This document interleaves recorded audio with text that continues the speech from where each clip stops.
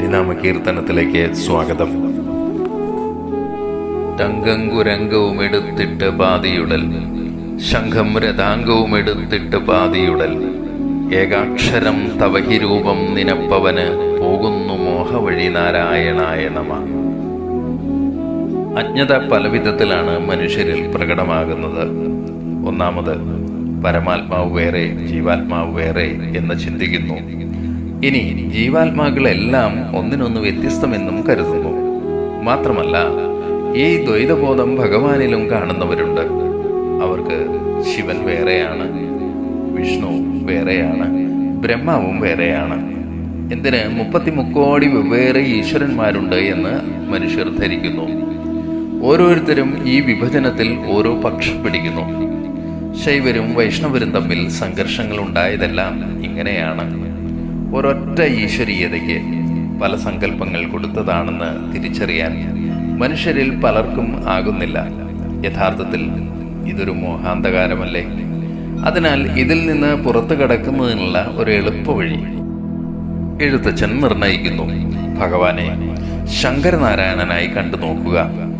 4 തൃക്കൈകളോടുകൂടിയ ഭഗവാന്റെ പാതിയുടൽ ശിവന്റേതാണ്, പകുതിയുടൽ വിഷ്ണുവിൻ്റേതുമാണ്. 2 കൈകളിലുള്ളത് മാനും മഴവുമാണ്. 2 കൈകളിലുള്ളത് ശംഖും ചക്രവുമാണ്. ഇതൊരു സമന്വയമാണ്. ഈ സമന്വയത്തെ ആശ്രയിച്ചാൽ സംഘർഷങ്ങളില്ലാതെ നമുക്ക് മുന്നേറാം. ഇവിടെ നാം പക്ഷം പിടിക്കുന്നില്ല. ഒന്നിനെ അംഗീകരിക്കുകയും മറ്റൊന്നിനെ നിരാകരിക്കുകയും ചെയ്യുന്നില്ല. രണ്ടും ഒന്നു തന്നെ എന്ന ഏകതാബോധത്തിലേക്കുള്ള വഴിയാണിത്. മറ്റൊരു വഴി കൂടി ആചാര്യൻ ഉപദേശിക്കുന്നു.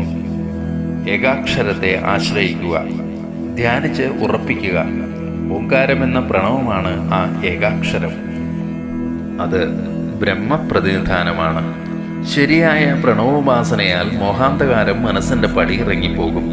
പരമമായ സത്യത്തിന്റെ സാക്ഷാത്കാരമാണ് ജീവിത ലക്ഷ്യമെങ്കിൽ ദ്വൈതബുദ്ധി ഉപേക്ഷിച്ചേ മതിയാകൂ. മഹാഭാരതത്തിൽ എഴുത്തച്ഛൻ തന്നെ പറയുന്നുണ്ട്, വിഷ്ണുവെന്നും ശിവനെന്നും ഭുവനത്തിൽ വിജ്ഞാനികൾ പറയുന്നത് ഒരജ്ഞാനം. കണ്ടവരൊക്കവേ രണ്ടെന്നു ചൊല്ലുവോർ, കണ്ടവരല്ല അവരാരുമേ നിർണയം.